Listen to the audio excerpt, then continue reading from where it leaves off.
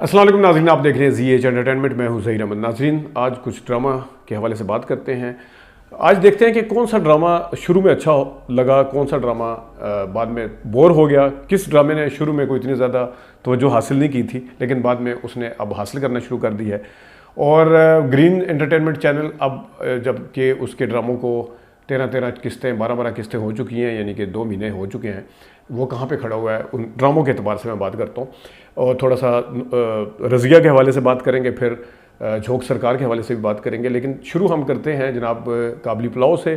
قابلی پلاؤ شروع سے انٹرسٹ اس نے ڈیولپ کیا ہوا ہے، لیکن یہ بہت بڑا چیلنج ہوگا. ابھی اس کے ویوز بھی بہت ٹھیک آ رہے ہیں، یعنی کہ 3 ملین ویوز ہر ایپیسوڈ کے ٹچ کر لیتے ہیں. میرے خیال میں اس نے جتنی توجہ شروع میں حاصل کی تھی اس کو مینٹین رکھا ہوا ہے.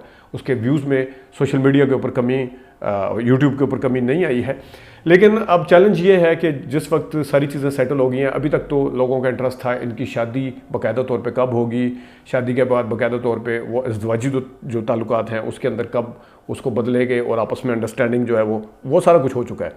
اب جو چھوٹے چھوٹے کریکٹر ہیں یا جو سائیڈ کریکٹر ہیں، جس طرح یہ سوشل میڈیا کے اوپر وائرل کرنے کی ویڈیو، پھر ادھر سے باران جو ہے وہ بھی تیار بیٹھا ہوا ہے سارا کچھ وہ کرنے کے لیے. اس کا جو پہلا شو ہے پخ ڈالنے کے لیے، جیسے باقاعدہ طور پہ کہنا چاہیے پخ ڈالنے کے لیے.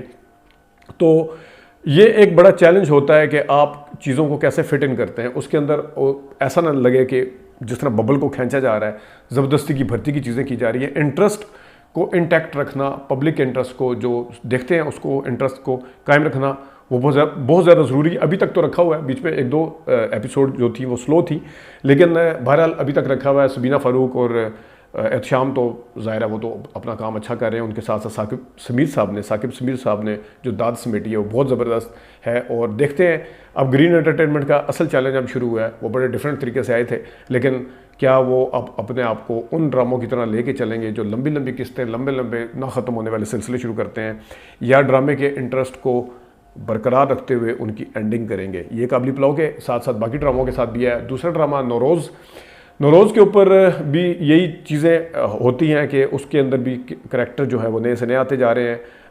رشدینہ جو ہے وہ باقاعدہ طور پہ مشہور ہو چکی ہیں، اور اس کے ساتھ باقی جو شایان کا کریکٹر بیچ میں ان ہوا ہے.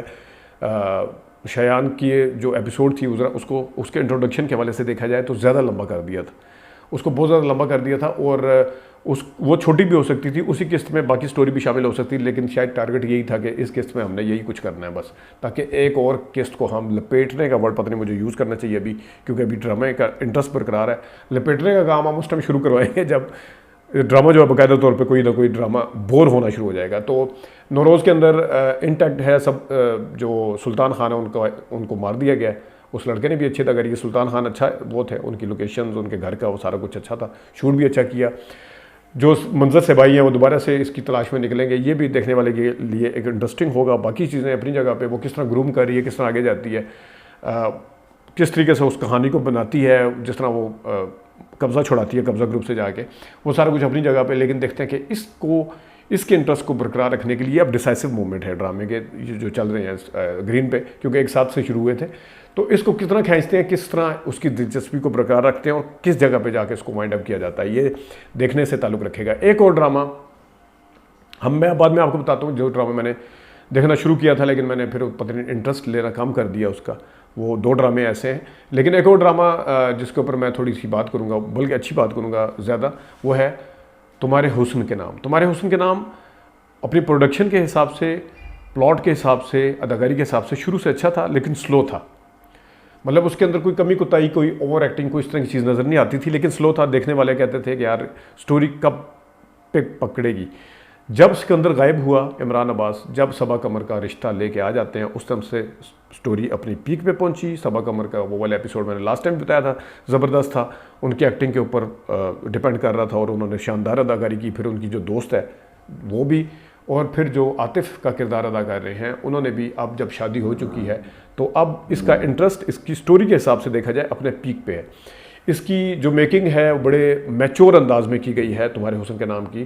اگرچہ وہ فلمی سٹائل نہیں ہے، اگرچہ وہ تیزی نہیں ہے، وہ جیو انٹرٹینمنٹ یا سٹار پلس والے یوں کیمرے شیمرے نہیں کیے ہوئے، بڑے سکون سے چل رہا ڈرامہ. لیکن اس کا انٹرسٹ اب ذرا زیادہ اچھے طریقے سے ہے.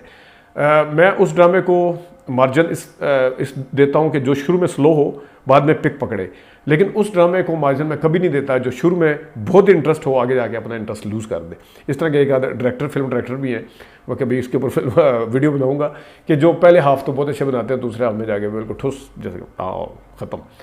فلم وہی ہوتی ہے جو آدھے گھنٹے میں اٹھا لے اینڈ پہ۔ تو ایک کافی میں مثالیں اس کی، خیر ڈرامہ کی بات ہو رہی ہے۔ اگلے ڈرامے پہ آتے ہیں۔ تمہارے حسن کے نام میں سب کی اداکاری بہت اچھی جا رہی ہے، کوئی بھی خاص طور پہ جو سبا قمر تو خیر مانی ہوئی ہیں، اب ان کی والدہ بڑے چاؤ کے ساتھ شادی کرواتی ہے عاطف کے ساتھ، لیکن جو سلمان شاہد ان کے والد ہیں سبا قمر کے، اور جو سبا یہ جو ہے اپنا ان کی والدہ، انہوں نے شاندار اداکاری، خاص طور پہ والدہ نے بہت اچھی کی۔ سلمان شاہد تو ویسے ہی سورج کو چراغ دکھانے کے مترادف ہے ان کے حوالے سے بات کرنا، لیکن اس ڈرامے کا میسج بہت اچھا ہے کہ کس طریقے سے سبا قمر جو اتنی بولنے والی تھی، اتنی کسی چیز کے اوپر کمپرومائز نہیں کرتی تھی، وہ کس طریقے سے کمپرومائز کر کے بیٹھی ہوئی ہے۔ ابھی دیکھ رہے ہیں طوفان کہاں جا کے پھٹتا ہے، اور دوبارہ سے انٹری ہو گئی ہے سکندر کی بھی۔ یہ چیز ڈرامے کا جو انٹرسٹ ہے وہ اس میں اپنی جگہ پہ قائم ہے، کوئی چیز بھرتی کی نظر نہیں آتی ہے آپ کو۔ اب آتے ہیں جناب صاحب، اگلا ڈرامہ کون سا تھا؟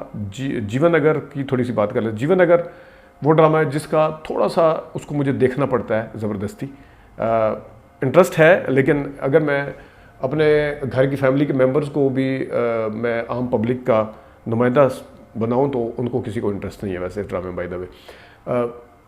لیکن اگر باقی ڈراموں پہ جانے سے پہلے میں ایک آتا ہوں جھونک سرکار پہ۔ جھونک سرکار کمال ڈرامہ ہے، اس کا میوزک، اس کا سیٹ اپ، اور یہ اگین پتہ چلتا ہے کہ کسی میچور ڈائریکٹر نے، یعنی سیفی حسن سیفی شاید اس کے ڈائریکٹر ہیں، انہوں نے بنایا، اور ایک اچھے چینل پہ، اسٹیبلش چینل پہ چل رہا ہے، اور ان کو پتہ ہے کہ ڈرامے کو کس طرح لے کے چلنا ہے، لوکیشن سے لے کے میوزک تک، کہانی کا کردار، ہر چیز کا انٹرسٹ ہے، سسپینس اپنی جگہ پہ ہے، سیریس اداکاری بھی ہے بیچ میں، ہر چیز اس کے اندر پائی جاتی ہے، اور چھوٹے سے چھوٹا کردار جو ہے، وہ جو مختارہ ہے اس کے، وہ حالانکہ بڑا اداکار، اس کے لیے بڑے اداکار رکھا، ثاقب سمیر کا اگین ساڈی جن ساڈی جان، وہ بہت اچھا کر رہے ہیں۔ چھوٹے سے چھوٹے کردار، تاج گل صاحب ہمارے دوست ہیں، وہ اکثر بھیجتے بھی رہتے ہیں، ان کا بھی کافی دن سے کوئی سین نہیں آیا، لیکن باقی کردار بھی سارے بہت اچھا، ہبا بہت اچھا کر رہی ہیں، فرحان سعید نے، میں نے جس میں پہلے بتایا، حیران کیا۔ تو جھونک سرکار کو ابھی تک اس کے کوئی جگہ ایسی نہیں آئی کہ اس نے اپنے انٹرسٹ لوز کیا ہو۔